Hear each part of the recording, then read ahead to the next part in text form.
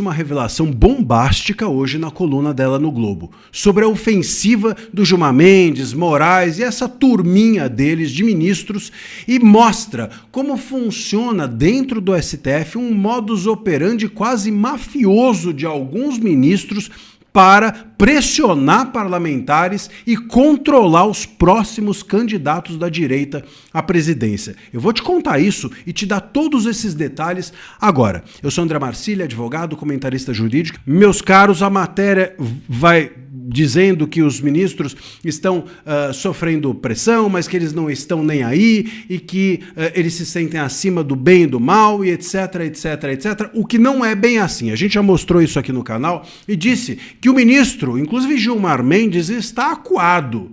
Está acuado. Isso pode ser um bom sinal, mas o fato é que eles reagem mesmo de uma forma muito truculenta. Isso aponta a matéria da Malu Gaspar, dizendo que o Gilmar e o Moraes são ministros do embate e do confronto e vão sempre dobrar a aposta, não é?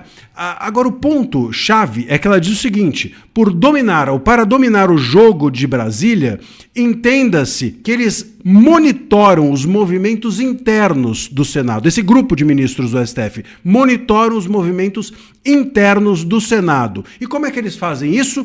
Por intermédio, diz a Malu Gaspar, de parlamentares que os municiam de informações e mandam os recados que eles precisam fazer chegar aos gabinetes. Eu já te explico isso melhor. Vou continuar aqui. Outra ferramenta que faz parte do jogo dos ministros são listas de parlamentares com inquéritos ou investigações nos gabinetes de cada um dos ministros.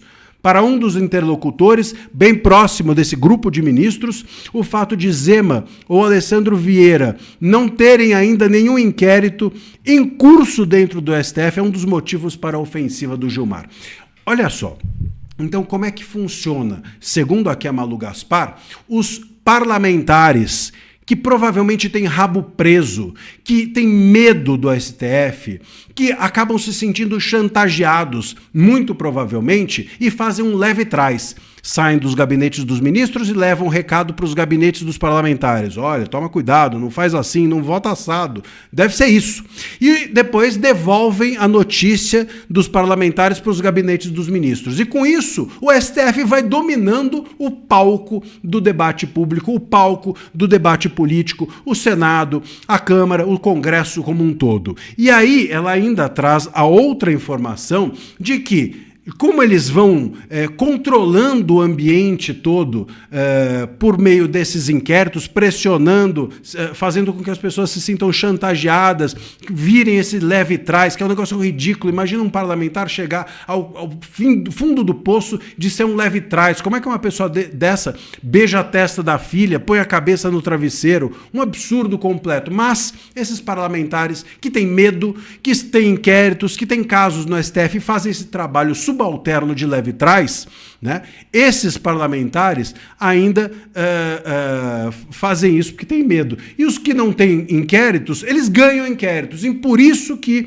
o Gilmar está atrás de abrir, o Gilmar e o Moraes estão atrás de abrir inquérito contra o Flávio Bolsonaro, agora contra o Zema e assim por diante. Porque com inquérito eles buscam controlar esses políticos e buscam fazer com que esses parlamentares, que também têm inquéritos, fiquem fazendo um leve-trás dando recado. Ou seja, meus caros, os instrumentos de controle dos parlamentares para os ministros do STF são os inquéritos. Quem não tem inquérito precisa ter um. Quem não tem um só precisa ter dois. Quem não tem medo precisa ganhar mais processo para se sentir controlado pelos ministros do STF. Veja só a importância de nós termos candidatos à presidência com coragem para confrontar-se e não abaixar a cabeça. Veja a importância de nós termos senadores com coragem suficiente para não ter medo de perder mandato, para não ter medo de pressão do STF, porque é dessa forma que eles funcionam. É um método que, olha, eu vou te dizer, recadinho, isso para mim, só em filme do Poderoso Chefão eu via. O Corleone dando recadinho para lá e para cá, para as famílias inimigas. Isso dentro do Congresso, dentro do STF, vindo de ministro, pelo amor de Deus, é uma vergonha. Tá no Globo. Quem trouxe foi a Malu Gaspar. Então, meus caros, é bom a gente entender que a chance disso daqui ser uma forma de agir que há muito tempo ocorre no Brasil é gigante. A boa notícia é que agora a gente sabe, eles estão expostos. E quanto mais expostos, mais chance a gente tem de virar esse jogo, de mudar. Quando as coisas estão a nu, quando todo mundo está nu diante da realidade, a chance da realidade virar e se tornar outra é maior. Depende da coragem de quem vai entrar nesse parlamento, depende da coragem de quem vai entrar no STF, no próximo governo e assim por diante. Deixa o seu comentário aqui. Que a gente precisa saber, senão não tem a menor possibilidade desse país dar certo. A primeira é o que o Moraes ficou de bloquear por Vorcaro no dia que ele foi preso. Não tem como aceitar delação, não tem como seguir adiante a investigação sem essa informação. O que foi que o Moraes, o ministro do STF, ficou de bloquear para o mafioso no dia que ele foi preso? A segunda coisa, tão importante quanto essa, é o que ministros do STF têm de informação sobre Alcolumbre, que faz com que Alcolumbre se transforme nesse cordeirinho protetor da nossa Suprema Corte. Qual é o terrível segredo, qual é o esqueleto no armário que os ministros do STF têm que Alcolumbre se transformou no maior guardião dessa ditadura? Por que eu digo isso? Semana passada, como vocês sabem, na CPI do crime organizado, Alessandro Vieira fez um relatório indiciando 3 ministros do STF e o Paulo Gonet. Indiciando porque esses ministros estavam usando a sua posição, a sua prerrogativa de juízes do STF para proteger bandidos e blindar que a investigação chegasse realmente a quem se beneficia com o crime organizado no Brasil. Depois disso, os ministros do STF reagiram, ameaçando Alessandro Vieira e outros ministros e outros senadores. Ameaçou de caçar, ameaçaram de tornar inelegível, foi uma coisa horrorosa, que nem a imprensa de esquerda soube tolerar. Alcolumbre, presidente do Senado, deveria ter feito o que nessa situação? Obviamente deveria ter ficado do lado dos senadores que o elegeram, mas não foi isso que aconteceu. O telefonema de Davi Alcolumbre a ministros do STF e os loucos de hospício da CPI. Presta atenção. Alcolumbre liga para os ministros do STF pedindo desculpas por um senador, numa CPI, ter feito um relatório contra eles. Chefe de Senado procurou magistrados na terça-feira para tentar desfazer crise gerada pelo relatório de Alessandro Vieira. Agora, olha a matéria para você ver o que o Alcolumbre... Cara, Alcolumbre, olha o que ele fez. Ele jogou os senadores na lama. Ele ataca os senadores para defender ministro do STF. Olha que nível. Esse cara é o... Senadores, os senhores elegeram esse cidadão. Como que pode eleger uma pessoa que trabalha para destruir as prerrogativas do Senado? Mas vamos lá. Na terça-feira passada, quando a crise dos indiciamentos propostos pela CPI do crime organizado contra Gilmar Mendes, Dias Toffoli, Alexandre de Moraes e Paulo Gonet explodiu, o chefe do Senado, Davi Alcolumbre, ligou para ministros do STF. Ele não ligou, não foi para seus colegas senadores não, tá? Vamos lá.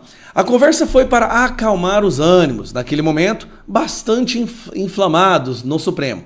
Alcolumbre disse aos interlocutores que não tinha como controlar loucos de hospício na CPI. Os senadores fazem uma investigação, o presidente dessa CPI é do PT, que é o conta-rato, o relator é do MDB, da base do governo, e a conclusão é que eles são os doidos, loucos de hospício. O relatório da comissão foi elaborado pelo senador Alessandro Vieira e detonou uma crise entre o Senado e o Supremo, como se essa crise já não existisse, né? Com ameaças públicas de retaliação dos magistrados e um pedido de abertura de investigação enviado à PGR contra o senador. Nesse caso, que era o caso do Alcolumbre, se teve uma situação onde Alcolumbre deveria ter ficado do lado do Senado, não. Incrível. E aí que tá. Por quê? Por que Alcolumbre age dessa forma para proteger uma corte que é rejeitada por 66% da população? Que até mesmo a esquerda na imprensa já reconhece que eles são a ameaça à nossa democracia.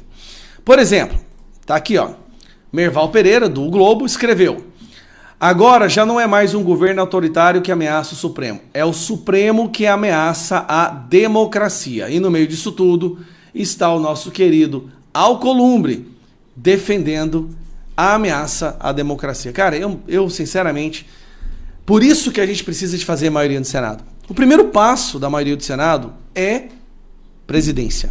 Com a maioria no Senado, a gente elege um presidente do Senado.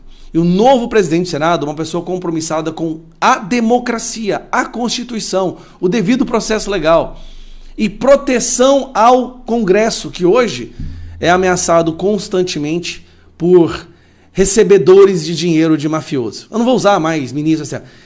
É impressionante como hoje quem manda no Brasil é quem mais recebeu dinheiro dos mafiosos e do mafioso Daniel Vorcaro. É como se o Daniel Vorcaro estivesse comprando o Estado democrático de direito. Alcolumbre, seu fim vai ser terrível, cara. Você vai ser esquecido. Você vai ser completamente esquecido. Vai ser jogado na lata de lixo da história. E vou te falar, o STF vai mudar, vai ter uma nova composição. Crimes que hoje esses ministros protegem vão ser investigados. Aeroporto, no Amapá, muita coisa que acontece no Amapá vai ser investigada.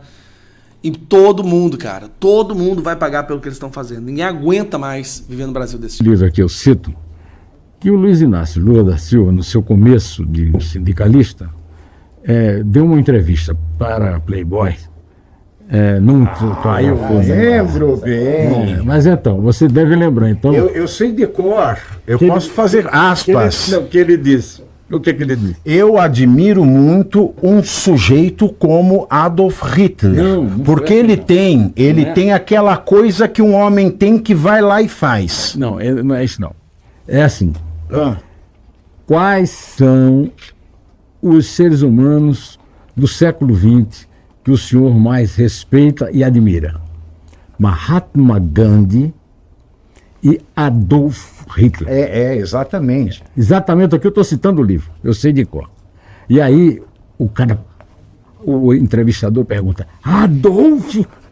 Aí diz, não, peraí, eu não concordo com as ideias dele, eu concordo com o método que ele utilizou para impor essas ideias. Não é isso aí? Ele não fez uma confissão? Que vai lá e faz. Exato. Exatamente. Tá aí, ó. Nosso grande democrata. Bom, vamos à primeira pauta, né? O papo está maravilhoso. Depois a gente teve que fazer um programa só de fofocas do mundo político. Isso vai render horas e horas de conversa. O governo dos Estados Unidos enviou um recado ao presidente do Banco Central do Brasil, Gabriel Galípolo, sobre ofensiva que pretende fazer contra as facções criminosas Comando Vermelho CV e o PCC, que é o primeiro comando da capital. Em reunião com Galípolo, autoridades norte-americanas avisaram que o país caminha para classificar os grupos como organizações terroristas a despeito da resistência da administração Lula. O Departamento de Estado argumenta que esses grupos movimentam grandes quantias por meio de lavagem de dinheiro e que o aumento do rigor por meio da nova classificação facilitará a asfixia financeira. Aliás, os Estados Unidos incluíram o Brasil na lista de países considerados como as principais fontes de substâncias químicas para a produção de drogas em nível global. Diante disso, a Polícia Federal enviou uma manifestação ao Ministério da Justiça e Segurança Pública. No ofício, assinado pelo diretor-geral da corporação, o Andrei Andrônico Rodrigues, não foi ofício, alemão, foi no orifício, porque o Andrei só consegue mandar orifícios. Então, no orifício mandado pelo Andrei ao MJSP, que é o Ministério da Justiça e Segurança Pública, a PF sustenta que as ações não podem ser enquadradas como organizações terroristas no ordenamento jurídico brasileiro, uma vez que, embora não exista uma definição universalmente aceita para o conceito de terrorismo, existe um aspas para o orifício Relativo ao consenso internacional quanto aos elementos essenciais que caracterizam esse fenômeno, fecho aspas. A Polícia Federal afirma que o fenômeno envolve atos violentos motivados por razões políticas, ideológicas, religiosas, xenófobas ou discriminatórias, com o ordenamento de provocar terror social generalizado, intimidar populações ou coagir governos. Agora, o João, eu acho muito engraçado a exegese que a Polícia Federal faz da lei brasileira, porque a lei de 2013, que é uma lei da época da presidenta, né? A época da presidenta, quando você não tem... É presidenta, é mais fácil, presidenta. Quando você não sabe falar nem a língua portuguesa, como é que você vai interpretar texto? Fica um pouco difícil. Mas a lei diz que ela considera terrorismo, a lei brasileira da época da Dilma considera terrorismo, atos armados e que visam a promover o terror da população, motivados por questões políticas, por questões de xenofobia, por questões religiosas, etc. e tal. Mas vamos ver. Comando Vermelho e PCC. Vamos ficar com o Comando Vermelho. Comando Vermelho, ele detém parcelas de território nacional.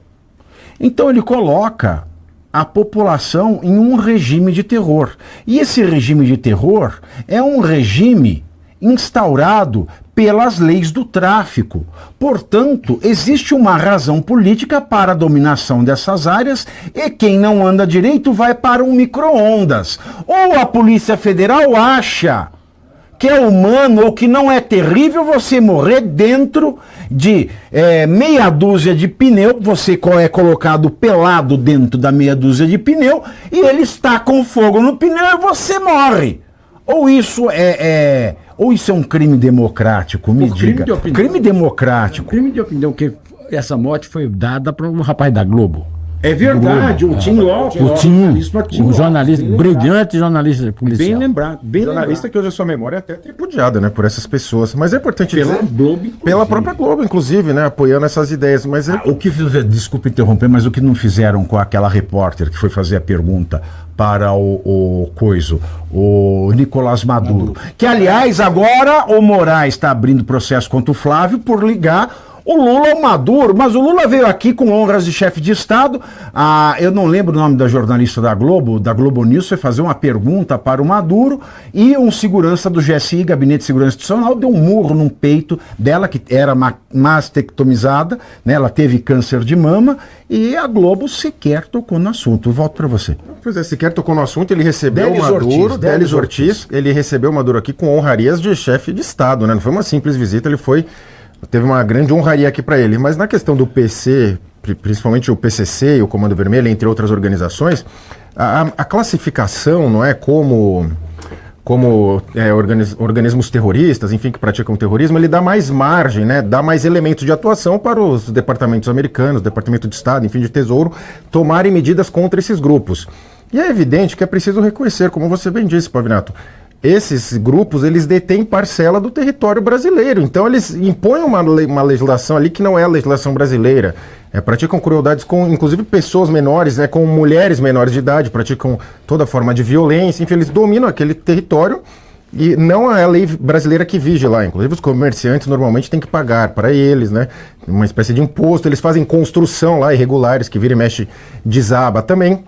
Então é importante reconhecer que eles operam de forma, como a legislação diz, de forma terrorista. Então, quem está sob o jugo desse crime organizado gostaria que esses criminosos saíssem e de alguma forma entrassem o Estado brasileiro. Mas é o governo brasileiro e a Polícia Federal e se manifestam contra, alegando falsamente a ideia de defesa da soberania ou da segurança nacional. Não há soberania naqueles territórios, não tem soberania. Então não há que se falar em soberania, e segurança nacional seria o oposto. Você permitir que os Estados Unidos fizessem ali um combate, porque aí sim seria a defesa da segurança nacional, você remover esses criminosos, porque o Estado brasileiro já deixou claro, não tem condição alguma, e não só não tem condição, como de alguma forma, Pavinato e José Neumann, normalizam a convivência entre esses dois estados. É normal, você vai no Rio de Janeiro, em qualquer lugar que tem o crime organizado ali, no Nordeste também, e é normal, ali é do crime, aqui é do Estado, ali você paga imposto pro crime, aqui é pro Estado, então não é normal. Então, É necessária uma medida mais drástica que seja via Estados Unidos. Não é o ideal, evidentemente que não é o ideal para o próprio Brasil, mas assim,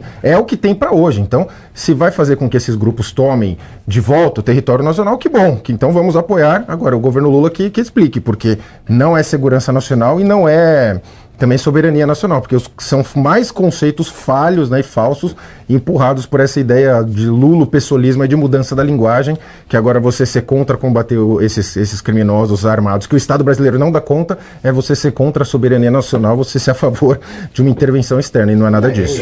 É um lixo, né, Neumann? Porque você falar em soberania nacional em favor de grupos que tiram a soberania nacional... Não, e tem uma coisa histórica que eu gostaria de lembrar que não aparece nessa discussão, que é o seguinte: quem é que inventou esses grupos? Quem é que inventou o Comando Vermelho? Onde é que foram criados os grupos terroristas do crime brasileiro? Nas prisões da ditadura, que misturaram preso político com bandido, e aí passou a lição dos bandidos para os presos políticos que se organizaram, inclusive depois de voltarem do exílio e dominarem o PT. Pensa, Neumann, sanções desumanas, né, castigos, penalidades desumanas, ausência de devido processo legal, é o que os tribunais do tráfico fazem, né, com tribunais ad hoc, né, um tribunal que não tem legitimidade para condenar alguém ao micro-ondas, que é a pena do corpo queimado no pneu, perseguição política. Se você não concorda com as leis do tráfico, você está morto, você está banido, e autoridades que não têm legitimidade amparada no direito brasileiro. A gente está falando aqui do Comando Vermelho, do PCC ou do STF, ou dos três? Porque no STF hoje, a gente está vendo mais uma vez, com a indicação do Messias, alguém sem a legitimidade constitucional do notável saber jurídico. A perseguição política é clara. O tribunal ad hoc, mais claro ainda, porque veja, o Zema, ele já deixou de ser governador de Minas, não é? Sim. E nós vamos falar daqui a pouco, o Gilmar pediu para o Moraes colocá-lo no inquérito das fake news. É uma perseguição política sem devido processo legal que vem colocando penalidades, sanções desumanas. E que o juiz natural é o juiz da primeira instância. O juiz natural no Brasil é naturalmente o Alexandre de Moraes hoje. A gente tem que falar. Quem é o juiz natural? Naturalmente é o Alexandre. Não é natural, é o Alexandre. É natural. É natural. Com origem, em tese, um dos marcos históricos, é esse tal inquérito da fake news que cabe tudo, né? Cabe tudo, então eles vão pedindo, ó, põe tudo aqui, não termina nunca.